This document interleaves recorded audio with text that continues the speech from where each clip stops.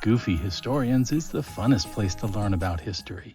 Or is it the funniest? Welcome, everybody. This is a humorous history podcast, and we are the Goofy Historians. Today, we're going to continue our conquest of the Norman Conquest. So this will be Norman's part 2. The battle that changed history forever. So the year is 1066, and we're going to go back a little bit, but the year is 1066. All is well. Edward the Confessor is the king, and he's been the king for 24 years. He was born in 1003. He died in 1066. He died in the year we're talking about. He had no kids. Now, if you remember from our previous videos, Ethelred the Unready and Emma of Normandy got married. And Edward is the last arrow in the quiver of Ethelred and Emma, because together they had, how many kids? They had like 19 children or something like that. Yeah. Ethelred the Unready was unready for most things, but he was always ready to take a nap, and he was always ready to make babies, right? So between his first wife, Edgifu, and maybe who other wife, and Emma, they had 8 sons, right, between them. And then Emma had 2 sons with Canute, and Canute had 2 sons with Edgifu on the other side. So counting all their kids, they had 25 kids in their quiver at one time, right? So that was like the Duggar family on steroids, right? But even though they had all these sons in their quiver, when it came down to it was a rough time they were living in. And not only were they dying from diseases, they were dying from each other, right? They were killing each other.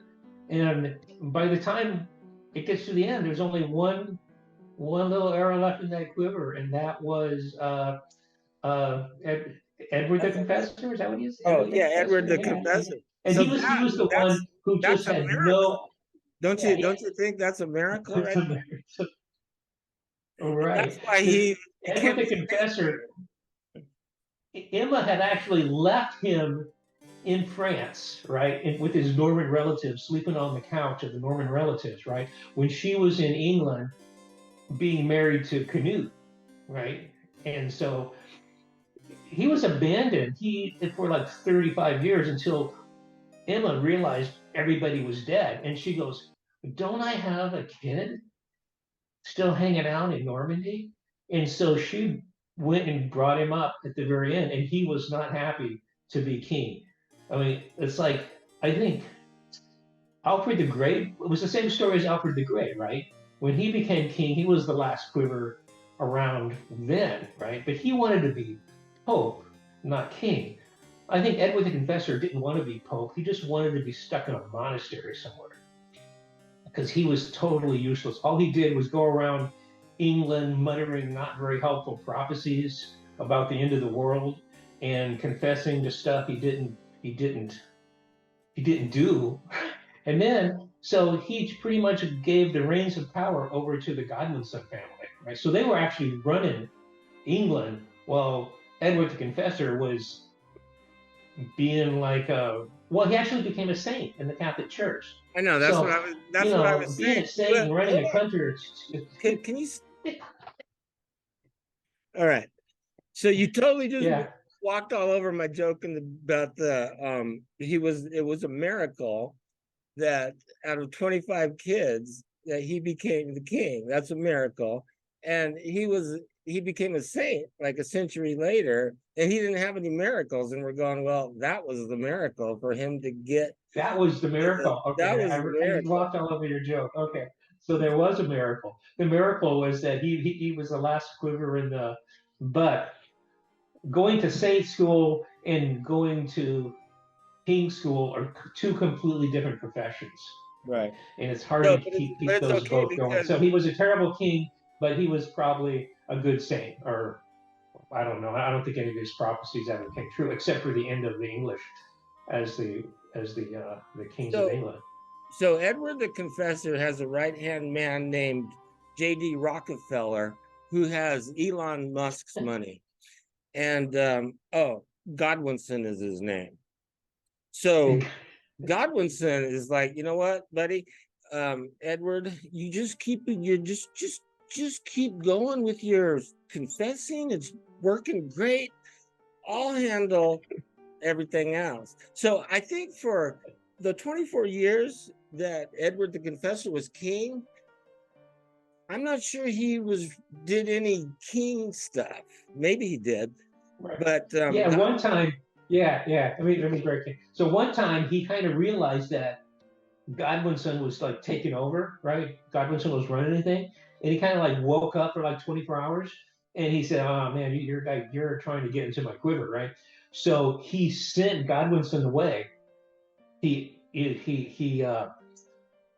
banned him from England, and that only lasted like a week because then Edward the Confessor realized that he had to run the kingdom and he didn't know how. So he called him up, sent him a text, and goes, "Get back here, just go on running the kingdom. I'm not comfortable with this." So so if anybody had the right to be king of England, it was probably Godwinson because he was doing the job, right? right. So let's talk about Edward the Confessor dies, and from a relatively kind of a calm. We talked about the 50 years before, but the last 24 years, at least there was not like civil wars and stuff. Now, when he dies, Godwinson just like immediately says, you know what? He told me that I'm going to be king. And there was two other guys that had a claim. Well, there's a bunch of other guys, but two only had armies. Right. If you have an army that's a private army, that would be so awesome. Did you hear that Jeff Bezos sent his private army to the Ukraine? I'm just kidding. Jeff Bezos doesn't have a private army, or does he? Yeah. All right. Actually, Harold Godwinson's brother, Tostig, was one of the claimants, and he tried to take over first. He came over with an army of like 50 ships, and he realized that he wasn't going to compete against, Hardrada or Williams, so he just joined up with Hardrada. And we talk about that. He about the first battle, but you take it how you want to. Okay, so it's like so Edward the Confessor dies, and there's those three primary guys, and right away, it doesn't take very long that Godwinson has to immediately go up to Yorkshire, because there's this. We'll talk about Harold Hardrada, because he goes over and attacks. He's like the last of the Vikings. So what was his claim to the throne, Joseph? Hardrada. Yeah, okay. Yeah, so Canute's son, Arthur Canute, right, was one of those heirs that didn't have any arrows in his quiver, right? So it was the end, right? And Magnus, so Canute sent him over to rule Denmark, right? And there's another guy up being the king of Norway who's called Magnus, right? And he didn't have any kids either. But they were friends. They were like drinking buddies, right? Who knows? Maybe they were more than drinking buddies. Right. The kids.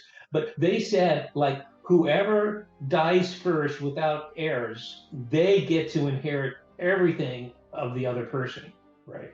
So if Arthur Canute dies, then Magnus gets all of England, Norway, and Denmark. That was the deal. But they both died. But Harold Hardrada is the cousin of Magnus, right? And that deal didn't include cousins, right? But yeah, that's ridiculous. That was his only claim. That there was this weird oath of these drinking brothers like 100 years ago. He had a pretty tenuous claim on that was his claim. But he did have an army. So he takes his army He goes over to York and he fights a little battle there and stuff. And they don't have any armor on. Everything's like in the ship. And then freaking Godwinson's already there. He freaking runs up there, and it's 88 miles. No, it's 100. Hold on, how far is it? I've got it right here. Well, you got to remember, yeah, 185 you got to miles. remember, right? When this happened, Harold Godwinson thought the first attack was going to come from the Normans, so he was down there on the beach, like right. on facing Normandy, right? Where the Norman invasion later came during World War II. It's that same basic area, but on the English side. He was down there waiting for William to come. He was already, and he had he'd gotten this levee up, and all the farmers had left their fields, and they had little spikes and stuff. He was ready. But William's ships got lost in a storm. They ended up like in Denmark or something. So they were not showed up. And then, what I heard, can I jump in there? Well, what I heard is that so he was waiting on William to attack. William never showed up. But I didn't know about the ships getting lost in the storm. William was on the shore waiting for the right winds. Like the wind was never right, blowing in the right direction in France, for like right? months. Right. Yeah, I don't know if I'm buying the wind. The wind doesn't change for like week after week. Anyway, go ahead. Well, yeah, when you're on the English Channel, but he did go, and the winds were actually there, and they blew him all the way to Denmark. So he did end up in Denmark, and then he had to like wait for the winds to really die down to get all the way back and get to Normandy. So his boats went several places, and he had like 700 to 1,000 ships, where Harold Hardrada only had like 300. So he had a lot more ships. There was a lot more people, and there was people. But let's go back to the Hardrada, because that's the first battle. Wait, let me chime in here. But the point is, William had to get not from London. He had to get from the southwest of England all the way up to Northumbria to get to the battle, and it was 185 miles. Right. And they didn't have, a lot of them, very few had horses, so they were walking 185 miles to get there. Let me just chime in here real quick with these numbers, because we're going to talk about estimates of numbers from 700 all the way, to 12,000 troops, this, that, and the other. I just want to put it in perspective for a second. When Julius Caesar came, the same area from Normandy, basically, he had 400 legions the second time, and like each legion is like thousands of troops. So these are really kind of minuscule forces. If you wanted to go back, 1,000 years. Anyway, okay, so Godwinson has nobody to fight, and then he gets word that Hardrada is in the north, so he runs up there and he beats up Hardrada. How did all that happen? Yes, yeah. So Hardrada shows up, and he came up, and of course all the forces were down waiting for Williams, but there was a town. So he captured a town, right? They had a battle, and obviously won the battle, right? And he thinks like, that's it, I got England, right? So they're celebrating, right?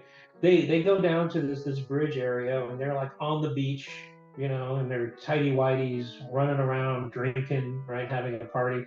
And since they conquered England, all their armor and their swords, everything's on the boat. And at that time, when they're having this big blowout, the other Harold Godwinson shows up, right? And if he was a real gentleman, he would have said, hey, you guys, go to your shield, get your armor, get into your shield wall, and we'll have an honest, gentleman's duel.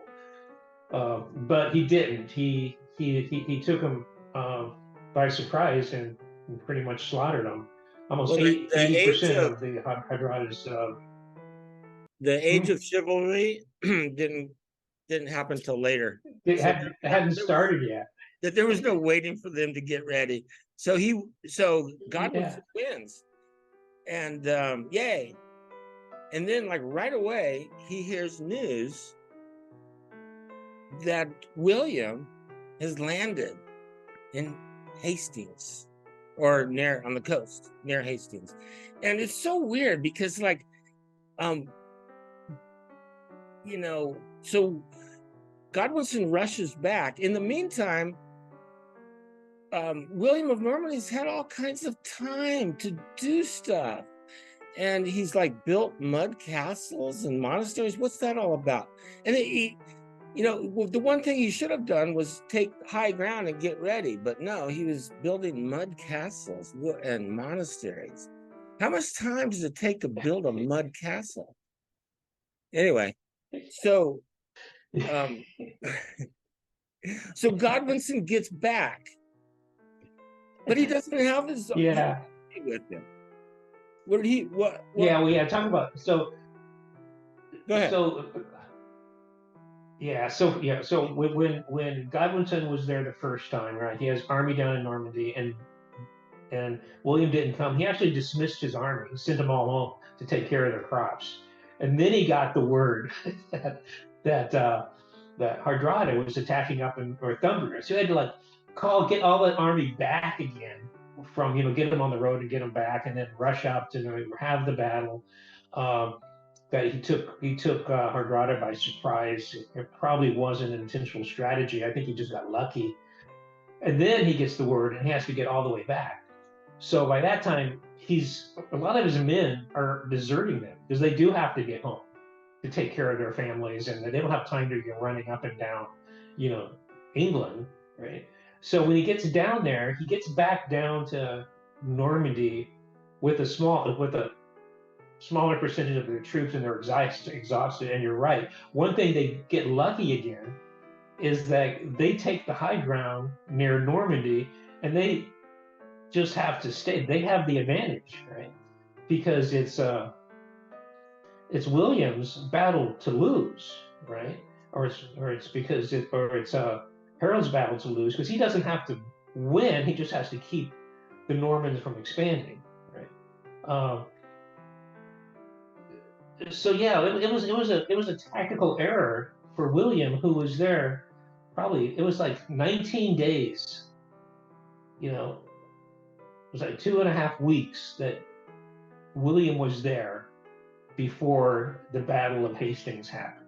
So 2.5 weeks with your army—that's a pretty big time. You could have secured the high ground.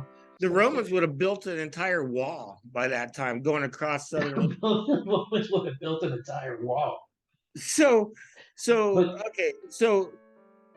Godwinson's army arrives, and they set up on the high ground, and then they just have to wait. And so on October 14th in the morning, William's forces are laid out, I guess, kind of in the lowlands. He's got a row of archers. He's got his infantry. Then he's got the cavalry behind it. Now, up on kind of the hill is Godwinson's army, and they're in their shield wall. Right, and they have no cavalry, and they have no archers. Right. You know what? They had horses. I don't know why they didn't want to use their horses, but they're like, oh, let's not use horses this time because we don't have any archers. It's like, what? Okay, so they're in their shield wall. Now they're turned into Vikings. So the first attack from William is with the arrows, with the archers, and Godwinson does great. Their shield wall holds. Oh, so, yeah, let's go back right before, because so this is we're gonna do some funny stuff here, right? Because Harold Godwinson is on the high ground, right, and William's on the low ground. But by the time they get set up, night falls, right? So they have to wait till the morning to start their battle, right? So during that time, during that night, Harold Hardrada's troop did I mean, Harold Godwinson was doing just what Harold Hardrada would do. They were having a blowout. They were like drinking and dancing and partying up on this hill. They were throwing like empties down on the Normans and their empty jugs, and mooning them, right? And they were having a great time. And apparently they did this all night long. But at the bottom was William, who, the other thing you got to remember, the Williams, the Conqueror, William the Bastard still at this point, he was sponsored by the Pope. This was not just a battle for him. This was a crusade, right? Because they said the English, of course, they're both Catholic, right? But apparently the Catholic Church was so corrupt, which to give them, a break, they were corrupt, right? But the Williams was just as corrupt, and the Pope was probably even corrupted. But they were down there, and they were like having mass all night, giving confessions and taking the sacraments and praying and everything, so that God would give them the power to massacre these fellow Catholics up on the hill. And then, well, that's but when William first came, it was like, wait, I was just going to chime in. That's a lesson from history. The Greeks did that one time. They were up against some army, and the like barbarians were like partying all night and yelling, and the Greeks were like, you know what? We're going to get a good night's sleep. We'll see you in the morning. And of course they won. So anyway, that's kind of what happened with William. He's like, you know what? We got work to do tomorrow. And the thing, and then remember when William first, William had to win on October 14th. He had one day, because if he waited, Godwinson would just get more reinforcements, and it would just not turn out good. So the thing is that William was very motivated to win the battle that day, and he was a lot more well rested. Okay, so where were we? Did we get to the? Yeah, it was. Can we get to the? Yeah, I want to back up a little bit first, because okay. Because when William was coming over with his 700 ships, right? When he first got there, he jumped off the ship and fell flat on his face, right, into the sand, right? And he was going, man, this sand tastes better than French sand. He was going to stay forever. And they said, wow, he's embracing his new conquest, right? And another thing, that when there's 700 ships, he lost 2 of the ships on the way there, right? And one of the ships that was lost held his official prophet, right? His soothsayer of the whole thing, who predicted victory, right? And William's going, that wasn't a good prophet, right? He couldn't even predict what ship to take, and now he's going to predict I'm going to win this battle. And then on the day of the battle, right, where they're like, you're right, Harold Hardrada didn't even need to fight this battle. He should just have just waited, right? Rest his troops, right? Get reinforcement, get arrows, get cavalry, because what's William going to do? He's like stuck on this beachhead. But what was I going to? Oh, so William, the next morning after they spent all night praying, they're lined up, and he's all happy because the Normans love to fight. I mean, they fight for recreation, right? And among his army was not just Normans; they were Britons and people from Flemish and France and Germany and England. Maybe England, but certainly Italy. And all these people before this invasion were fighting each other. That's all they do. They just fight for fun. And when the Normans weren't fighting anybody else, they were fighting each other. So the Normans were great at fighting because they just loved to fight, right? Where England was actually relatively peaceful in the time of Harold the Confessor. So William gives a great motivational speech, but they don't even listen because they don't. Yeah, that's what's funny. They don't even need to get pumped up. Right. So William was going to give this great motivational speech to get his soldiers all worked up, but he started to give this speech, and they already ran up the hill and left him giving the speech to his horse, right? So And then after they started growing up the hair, William was so frustrated he put his helmet on backwards when he jumped on his horse. So he had to like get his helmet set, and then the guy ran all after him. And they were after the arrows. The arrows didn't do anything because they're shooting up a hill, right? And all they just have to put up their shield wall, and all those archers were pretty much useless. Right. So Okay. the first point on goes to Harold Godwinson. Right. So For Godwin sure. wins the first skirmish by not doing anything except being in a shield wall. And the Battle of Hastings is probably one of the most well documented battles in history. Maybe too well documented, but I don't know, if anyway. Okay, so they still only have estimates about the size. So Godwinson's army estimates are between 7,000 and 12,000 infantry, very few archers. William the Conqueror's army's estimates are from 5,000 to 13,000 and include archers, infantry, and cavalry. So they're kind of well matched. So we're still back on October 14th. The first skirmish doesn't do anything. Godwinson kind of wins that one. The second one is the same thing. They do it. They try it again, and they also are not effective, right? And then the third time, I think, is when the cavalry attacks, and the shield wall breaks because the left side goes after the horses, and they weren't supposed to. Yeah. So remember, in Norman's troops, he had professional soldiers and mercenaries from all over Europe.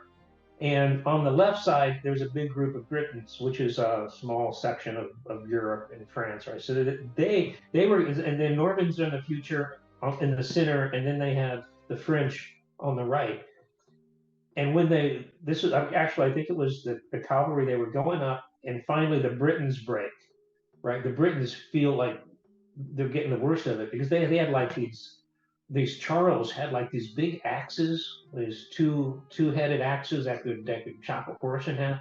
So apparently the Britons said, we got to get out of here. It's not worth it. So the Britons broke on the left side. Well, the Normans and the French were doing fine. But if that would have been fine too, but then when the English Shield Wall saw the Britons were retreating, they thought they had won the day, and they chased after them down the hill, right? That's when the English broke their shield wall. And as long as you stayed behind your shield wall, nothing was going to happen. But when they broke the shield wall, that's when William he talked to the Britons, he goes, that was a really good idea, right? We're going to do that too. It wasn't a good idea. They were just running away. So then they did this like Parthian shot type things. This was William's idea from what he saw, that the English just wanted to fight. They didn't want to stay behind their shield wall. There's nothing noble about staying behind the shield wall. So that's when William started intentionally doing these feigned retreats all across his line. And when he started doing that, then the English just charged down the hill, right, giving up their only advantage that they have, which is being on top of the hill with their shield wall. So now their shield wall is broken to smithereens. And that's when William recoups his troops and saying, just go after them piece by piece, right? Well, William on horses.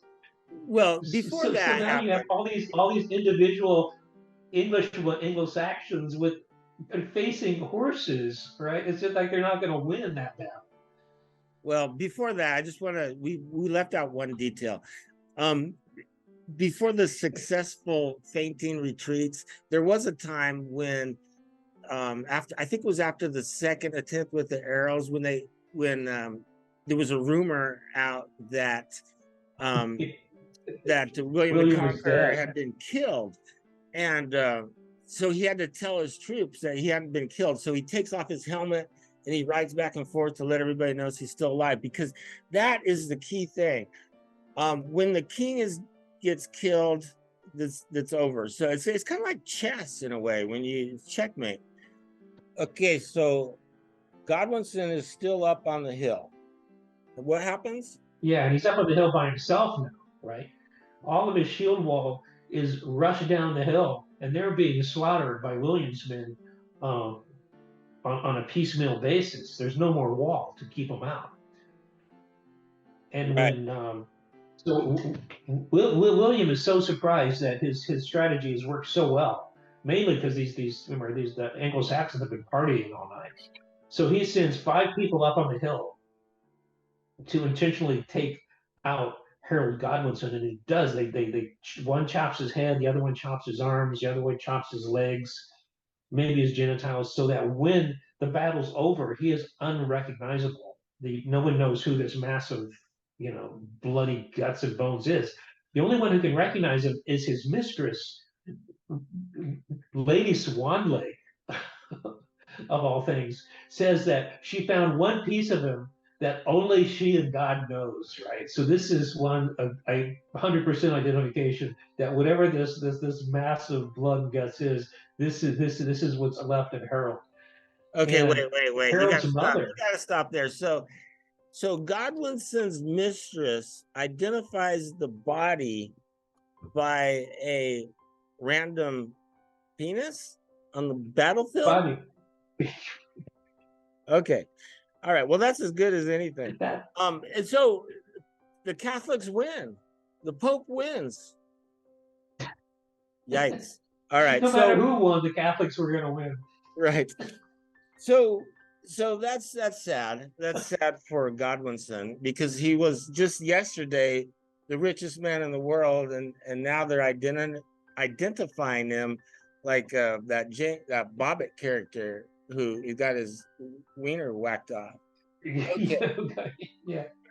So let me just I'm going to end this, but I just want to say that the biggest mistake Harold Godwinson did was even being on that battlefield. First of all, he should have never showed up there and waited for reinforcements, get his cavalry, get his archers, and then he could like triple, quadruple his army within a couple of weeks, and William would have never had a chance. Even his mother said, Harold, don't go. You don't need to go. His brothers are going. Harold, don't go. If you die, that's the end, right? If we die, we can go, we can sit in that horse on your space and get our penises cut off, and it won't matter. You'll still be king, right? But he goes, no, I gotta go fight my own battles. So it was so many ways that Harold could have won that, and it would have changed history dramatically. We'd all be, shopping at IKEA, right, and eating, herring and meatballs on our pizza. Well, maybe we do that. But it would have been a different world. What you're referring to there is that, if the Viking had won, we'd be Mr. IKEA. I'm not so sure, because William of Normandy probably would have beat Hardrada. Anyway, William of Normandy wasn't sure who he was going to fight. He knew about Hardrada up on York. So I don't know. But anyway, so the Normans win, and the great thing about it is, we talked about before, there's a lot more words in the English language, and they built a great tapestry to describe the battle. Okay, so the first graphic novel came from this battle, right? The first comic book, of nothing else. Right. Well, the French language is so much prettier than English. So the English would say thinking, the French would say pensive, hanging, pendant, kingly, regal, bring, carry, smell, odor, buy, purchase, lawyer, attorney, fall, autumn, strange, weird. So we have 2 words for everything, at least 2 words. And it's so weird that you had mentioned that J.R.R. Tolkien wrote his Lord of the Rings and stuff with mostly Anglo-Saxon words to make it sound more like Middle Earth. By the way, Middle Earth is a time, not a place, but I get what you're saying there. I don't think it's that easy. Like, could you just like all of a sudden one day just start talking only in Anglo-Saxon words? They're so embedded. Well, Tolkien was a linguist, right? So I think if anybody could have pulled it off, it is he. But you even get the sense, right? Like if you says, I'm going to think about that, and you go, yeah, I get that, yeah, I'm thinking about that too. But if I said, I'm going to be pensive right now, you would go, what? You're going to be pensive, right? Or if I said, like behind me, I have these new hangings, right, that I got from Egypt, right? But if I said, would you look at my new pendants? Right? Or if you said, I got to ask you something. Or if you said, hey, David, I'm going to inquire of you. You know, one has the tone of it is totally different. One is snobbish, upper class, and slightly evil. And the other is hobbit-like, down to the earth. It's like you can tell, like, for food, English is one of the only languages that has different names for the animals, Right. and when they're eaten, right? Like we have pigs and we have pork, right? What was the other one? We have cows and then we have beef, right? I guess we have, fish. I don't know. So, which is, and the ones we eat are the French words, and the ones that are the animals are the Anglo-Saxon words, because the Anglo-Saxons were down there in the big pen with the pigs and the cows, right, and the sheep, mutton, right? We have sheep and we have mutton, right? Why? In Spanish, if you eat a sheep and you raise a sheep, it's the same thing. You eat a sheep or you raise a sheep. Well, here's one But that's kind of the whole class thing is so in New Mexico we have rattlesnakes. We don't have rattle serpents. I saw a serpent. That's right. That's another one. There's. If I had said, "Oh, you should try that once in New Mexico," said, "There's a serpent in my yard." They're like, "Wow, you better get a sorcerer." All right. So the other thing was get a sorcerer. The other thing was we got to talk about the Bayeux Tapestry. Now, I think that Emma may have been the one that actually had that commission. And the Bayeux Tapestry has its own history. It had to get moved around a few times during World War II, but now it resides back in France, in Normandy, in the Bayeux Museum. Now, what it is, it's not really a tapestry. It's a really long embroidered. I have the dimensions, but it's like a mile long and it's like a foot tall, and it gives the description of the Norman invasion, the Norman conquest. It tells all the characters, who they were in Latin above the characters' names. It shows the battle. It shows those giant axes that you were talking about. Like one giant axe could cut a horse in half, or cut the head off. Cut off the head of a horse. It has a masturbating priest. So I guess they still had those problems back then. But it's still around today, and it was made right after the Norman conquest. So if you're ever in the north of France, right, so you got to stop by that 1,000 years old. Well, I know. Yeah, it's funny about Well, I think what's funny about the tapestry is like they have like the sort of the legit story of what's going on in the center, right? Then they have like the two side columns. It's almost like when you're a kid, probably you and I, kid, we're not good students, right? You had your little textbook and you drew little things on the side, little pictures and words and like little graffiti. That's what the tapestry is like. because above and below there's like the strip, right? And that's where you get all the pornography, right? Is down there, right? It has nothing to do with the story, right? It's like this where you get the priests and the nuns copulating, and there's like 75 naked, there's genitals in 75 different cases around it. And I think that was just someone came along later who was a student and was bored, and so he added that graffiti. When they copied it for England, because there's a copy in England, right? Somebody in the 17th century during the Victorian or 18th century Victorian age, they made a exact copy of it, but they put pants on all those naked priests. Well, you know, Thank God for the Victorians. They were getting ready for the Victorian side of it.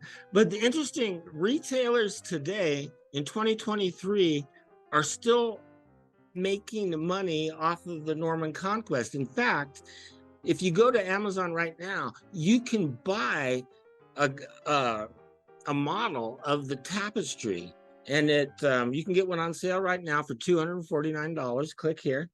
And there's all kinds of little stuff. You can get a pillowcase that has the tapestry on there, so you can sleep on the Norman conquest. So yeah, it's alive and well today.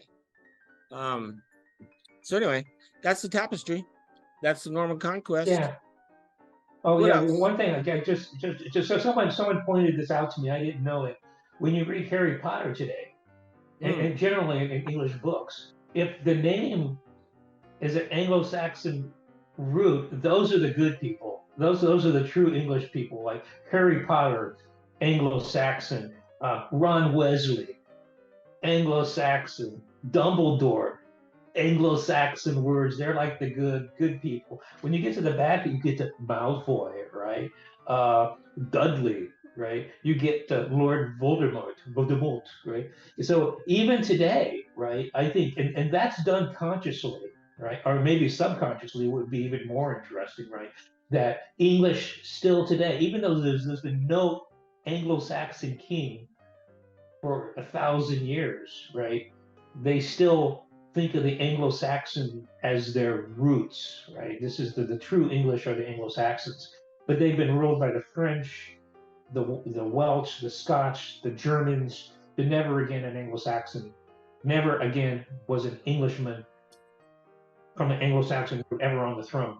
There were some roots of Alfred the Great that got back into the bloodline Right. Later, through Right. because when Elizabeth, this Queen, yeah, well, it got back in earlier, but that's like 32 generations later. But never the dominant strain of Anglo-Saxons would ever rule England. It was always, the French or the Germans or the Dutch, the Flemish, or the Scottish, right? Were the Stuarts, I think, were Scottish. So interesting. The English are so proud, obnoxiously so sometimes, but they're not ruling their own country. So there is that. And William went on to live another 20 years. And again, finally ended up dying ignominiously in France, in a completely unrelated battle. It's so interesting, and then the years and the decades and the centuries roll on, and it becomes, the High Middle Ages and the 100 Years' War and the Black Death. And I was thinking, if we're gonna go that far, or if we're gonna go to Egypt, I don't know. But I was reading about the Black Death and that Ed West books, and you died so quickly. And I was thinking, it was such a freaking miserable time. I would have been like, give me the Black Death. It'll be a horrible death, but I'll be gone in about 2 or 3 days. So, because it was just a horrible time. We'll talk about that later. But talking about, we should give some credits, just so give due. Ed West has a series of books. I got one of them here. It's called this. They're concise and they're funny. So a lot of our jokes were actually taken from, if you can call them jokes, were taken from 1066, and also I talked to my neighbors about this, and they they're the ones who said you have to bring up the IKEA joke. So, but yeah, the William goes on for a long time. His kids end up ruling, and they end up killing each other. And at one point, it got so bad that Jesus and Mary and all the saints just left England. You know, for like a generation. That's right. I think that was even in the Anglo-Saxon Chronicle, and I think that's where it ends. They go, these Normans are making such a wreck out of things that Jesus and Mary and the saints just left, and Anglo-Saxon Chronicles signing off. This is but Jesus and Mary, they just went down to Normandy. All right. So thank you guys for watching. Hit subscribe. We'll be back real soon. Bye for now. Goofy Historians is the funnest place to learn about history. Or is it the funniest? Does history repeat itself? Not really. But sometimes it kind of rhymes.